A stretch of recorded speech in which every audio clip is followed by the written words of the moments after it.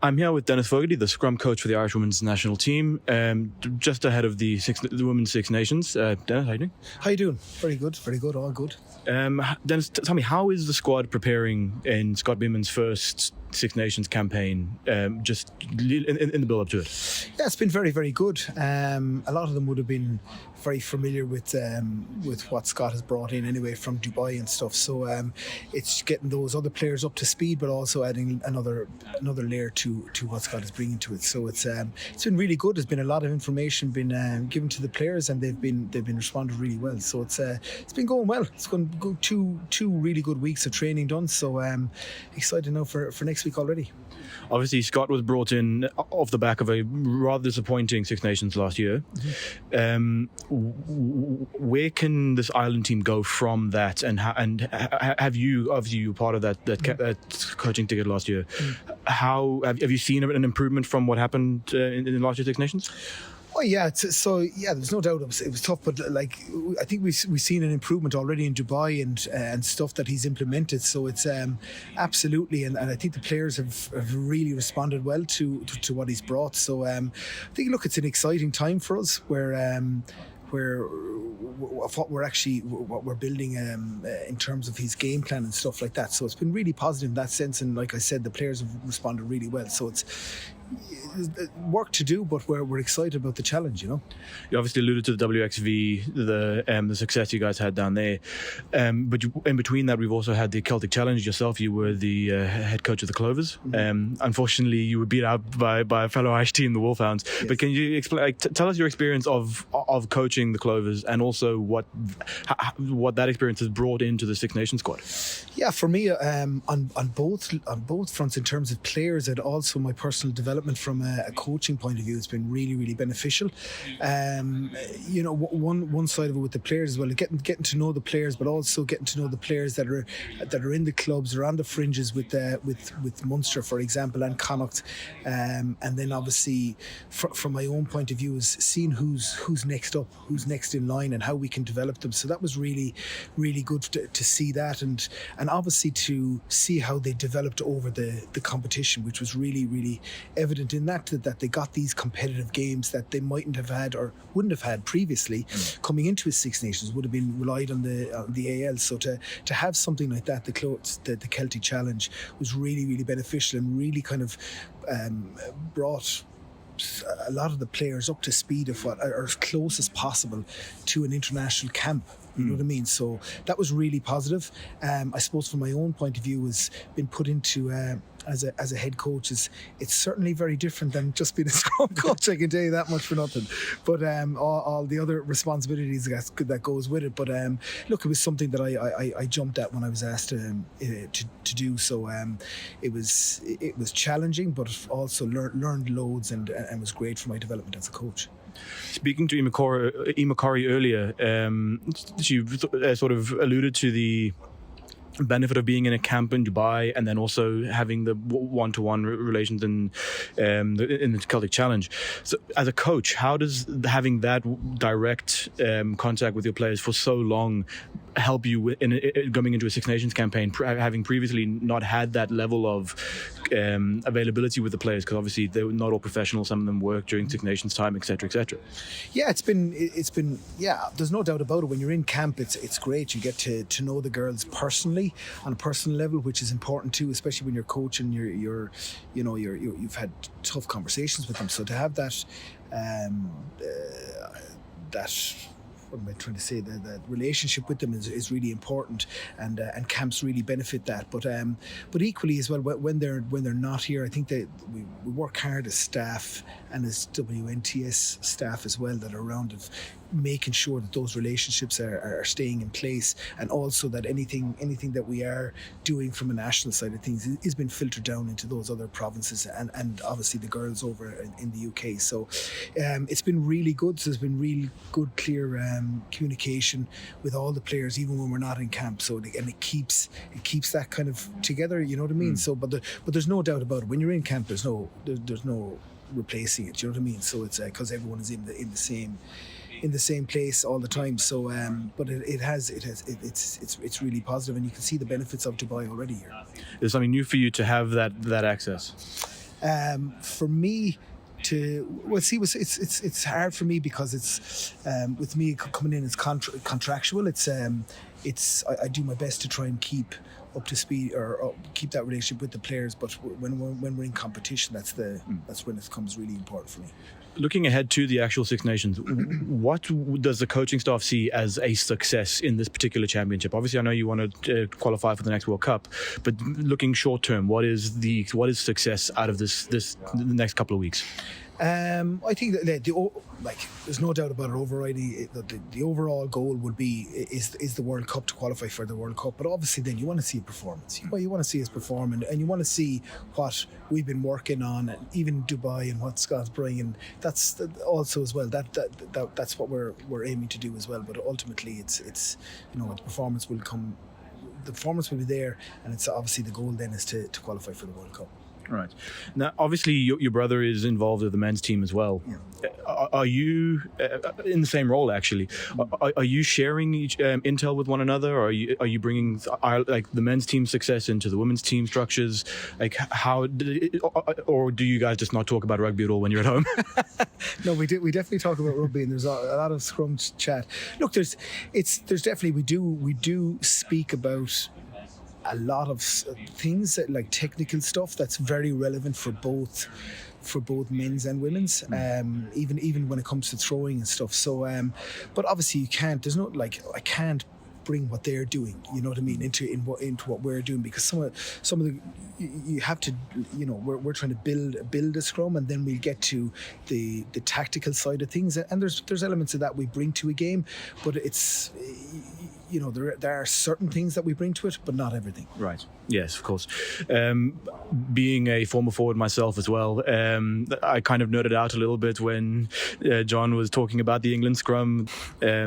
Obviously, France have a similar pack, and you've got France first up in Six Nations. Mm-hmm. How are you looking at tackling Le Mans? There's no doubt about it where France would be a bigger, heavier scrum than we would, and we'd have ways of dealing with just similar to we would have dealt with them in the past, and done quite well against them. But we will have to be there's no doubt about it. We have to be switched on at every scrum. We can't afford to be in bad shape, get something wrong at scrum time, because they will punish you. It's similar to England as well. So it's that's what we're working towards, is making sure that we get every single thing right. And when we get into that, when we enter a scrum, we've nailed it every single time. So you're looking at maybe anywhere between 12 and 16 scrums on average for in the women's game. So it's quite a lot of scrums in general. So, and that's what we're working hard towards is making sure that under fatigue we're nailing each entry. Brilliant. Well, thank you very much, and good luck for the championship. Thank you very much. Thanks. I am here with Eimear Corrì of the Irish international women's team, just ahead of the Six Nations. She's just come off the training pitch. Eimear, how are you doing? Yeah, I'm doing good, thanks. Yeah, good session. So tell me, Eimear, how are you preparing ahead of your first Six Nations? What does it feel like to be in a Six Nations camp for the first time, having come through the WXV3 and the success there?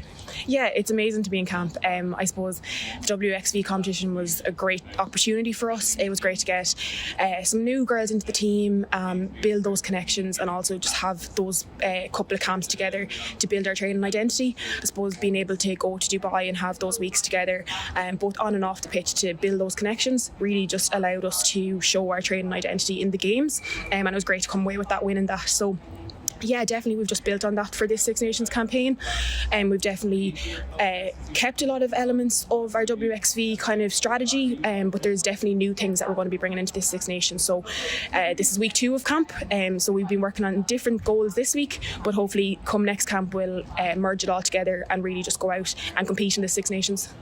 I suppose getting that experience of actually being in a camp week in, week out with each other is something different that you probably wouldn't have had experience of before the WXV started. started. So how does that inform what's going to come in the next couple of weeks? Yeah, it's definitely very different to what I was used to prior to being involved here. But it does, you can see the difference that it makes on the pitch. I suppose getting to know each other that bit better off pitch means you can almost anticipate what people are going to do on the pitch. You can also have extra time in the evenings to have those little bits of conversations with each other. You can do analysis together and review different elements of the training. So it just really fosters kind of the connections on the pitch. And I suppose we'd be really looking to bring that into the Six Nations, just to know what each other are going to do in different situations, so we can build that cohesion together and really just get that fluidity of our play throughout the day. So obviously this is your first Six Nations. What is your individual goals? Like, obviously I'm presuming you want to get on the pitch, which is first tick. But what specifically are you looking forward to the most out of the Six Nations? Absolutely getting on the pitch, number one. But I suppose kind of being relatively new to the forwards and being a line-out jumper and line-out caller, the line-out would definitely be an area I'm looking forward to. So I'm very much focusing my analysis on a lot of line-out defence and attack. So for me, it would be just getting top quality ball and line-out success for us, just to build that platform for our backs, so that we can just play ball and play our structures. I'm obviously used to seeing you tearing it up on the wing at DCU, so I know what sort of speed you possess on the wings out wide as well. Is that something that you're looking to do a bit more of as well in an international stage? Show your pace, show your dynamic ability in the backs? Yeah, definitely. I think we have a really good training ID, and the way in which we want to play definitely fosters the different qualities that the girls have. So yeah, my pace definitely would be an area that I really want to showcase throughout the Six Nations. So for me, just getting myself into those positions that the girls know where I am, know I'm calling, and know that we can kind of manipulate defences to give me a bit of space and hopefully tear it up like I did in the wing. Getting on the other end of Sam Monaghan offload might not be too bad either. Yeah, she's very good at that. So if I can meet her in the middle, hopefully we'll do some damage together. On a wider point, what is the team's goal? Obviously, last season Six Nations wasn't the greatest, if we're being honest. So what is the actual goal of this particular squad, the management team? What have you been told is what is success for this Irish team this year in Six Nations? Yeah, absolutely. Last year's Six Nations wasn't what the group kind of anticipated or wanted. So there has definitely been some honest kind of conversations on the back of that. There's been some harsh reviews as well from that. So going forward for us as a squad, we're really looking at that World Cup in 2025. So success for us is qualifying for the World Cup. How in which we do it, we're definitely going to take on a game by game basis. The strategy is invariably going to vary between the different teams. So knowing our strengths, knowing how we can manipulate defences, knowing how we can attack and where they're weak, and just executing our training identity. Just firing shots is a big thing for us. We really want to compete with those bigger teams. We really want to showcase what we can do and be destructive as much as we can, break down their attacks, and hopefully that'll do for us. Obviously, you've got France first up in Le Mans, away in France. Have you ever been over to France before? No, I've never been. The girls have kind of been talking about it a little bit, what that stadium will be like, and kind of the French giving nearly two hooters per supporter. So we're definitely aware that there will be a lot of noise over there, and being the first game of the tournament for us as well, there'll be a lot of external noise around that game. But I guess we're kind of focusing within our own camp. We know that we have each other's backs on and off the pitch, so it's just about our preparations. We will obviously look at what we want to target, but it's about us and it's about our training identity, as I said, and just how we're going to showcase that on the pitch. Obviously, France will be looking to be contenders for this championship as well. They have a very strong pack, as we've seen last year and throughout the internationals as well. How are you going to? Have you looked at targeting that pack, or are you looking at maybe doing a bit more tire them out sort of strategy? Yeah, definitely. We have lots of pace in our backs and also in our pack as well. So we're aware that if we kind of move them around a bit, that they might tire. So for us, it's kind of identifying the space, drawing them where we want to draw them, and then just executing and manipulating it for our advantage. So if we can maybe get it to the edges, we know how to set up. We know how we want to play our phases off that. So it's kind of just sticking to the game plan, getting set early to give us the best opportunities to manipulate manipulate that and find those spaces. And as I said, just firing those shots and absolutely competing as well. We know that they're a big pack and they know that too, so they're going to want to use that. So I guess it's just fronting up and being very destructive when we are in defence, knowing that yes, they will absolutely probably have a purple patch, but as I said, being destructive, both line out, set piece, and just open defensive play as well, just shutting it down. Brilliant. Well, good luck for your first Six Nations, and I'll hopefully chat to you throughout it. Perfect. Thanks very much. Cheers.